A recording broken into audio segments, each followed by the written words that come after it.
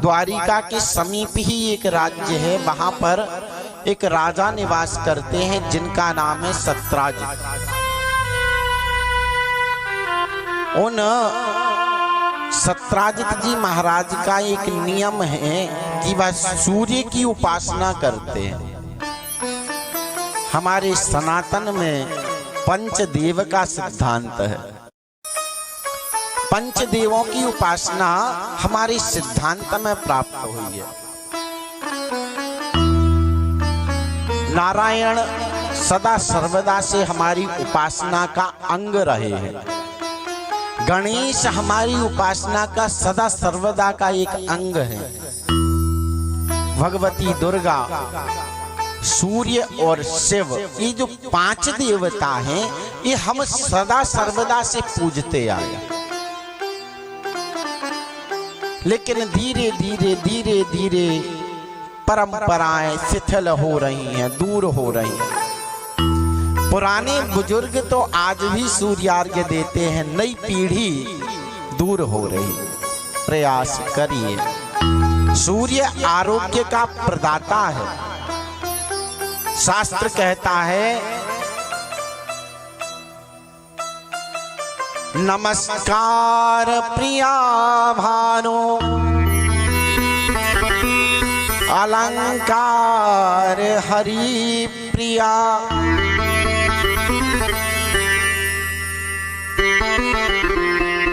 भगवान सूर्य को कुछ न करो, केवल हाथ जोड़ करके प्रणाम करिए, उतनी से वह प्रसन्न है।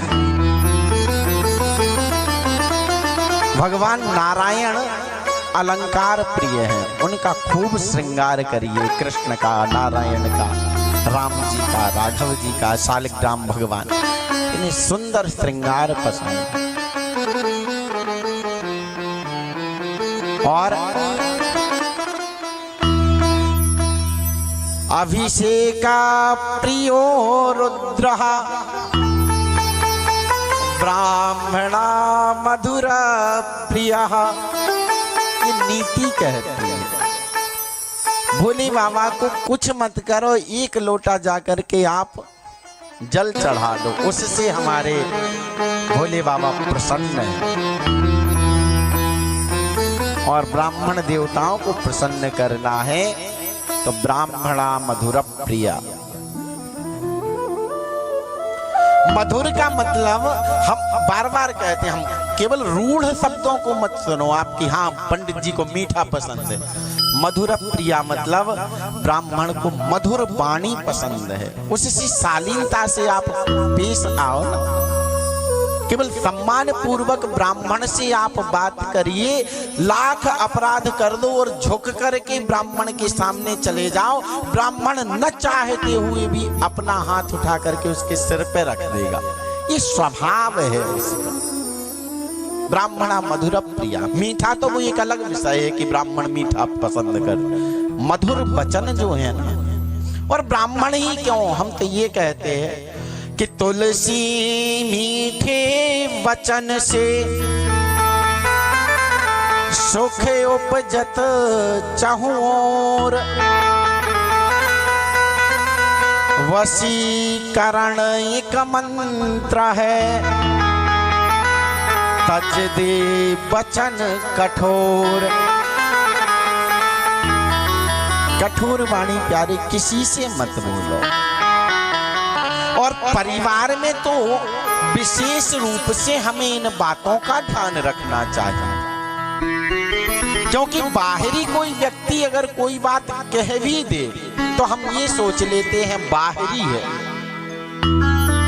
लेकिन जब वो मर्म स्थान पर अपनों के वचनों रूपी बाण लगते हैं ना, तो वो घाव जल्दी मिटते नहीं है।